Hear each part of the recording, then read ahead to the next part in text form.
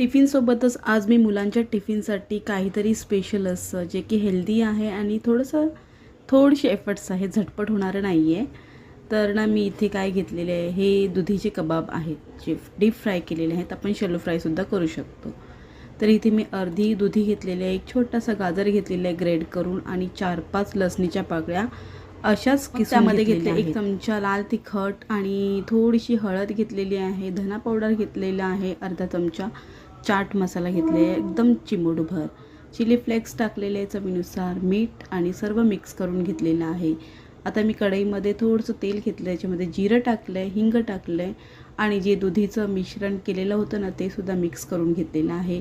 मिश्रण जोपर्यंत मिक्स करत बसायचं तोपर्यंत दुधीनं नरम होत नाही तोपर्यंत. त्याच्यानंतर ना 2-3 बळे मी बेसन घेतलेलं, याच्यामध्ये पाणी टाकलेलं. जसं बेसन पोळ्यासाठी आपण बेसन करतो ना तसंच घट्टसर, जास्त पातळ नाही असं मी मिश्रण ह्या दुधीमध्ये मिक्स केलेलं आहे आणि जोपर्यंत मिक्स करायचं, जोपर्यंत एक ना असा गोळा होत नाही तोपर्यंत.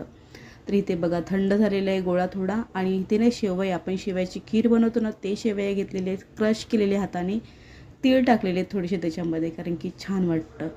तर कबाबसारखे शेप दिलेत त्या मिश्रणाला आणि मग त्या शेवयामध्ये घोळून घेतलेत आणि डीप फ्राय केलेले आहेत.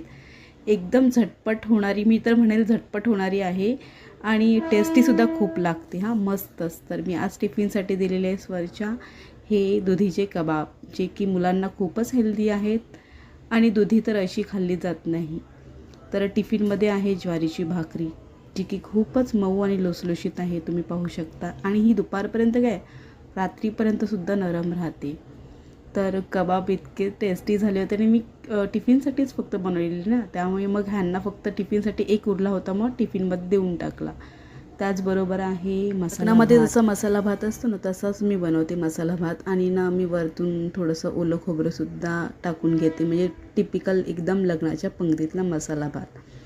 आणि ही आहे इथे माझी आवडती शेपूची भाजी, त्याच्यामध्ये आज मी टाकले मसूरची डाळ, कोशिंबीर आहे बीटची, त्याच्यामध्ये सुद्धा मी खोबरं टाकलेले ओलं. ही एक भाजी म्हणून सुद्धा आपण खाऊ शकतो आणि मेथीचा लाडू आहे. आजचा इथे टिफिन पॅक झालेला आहे. तुम्हाला दुधीचे कबाब कसे वाटले नक्की मला कमेंट्सद्वारे सांगा. सर्व आवरून मी निघाले माझ्या ऑफिसला.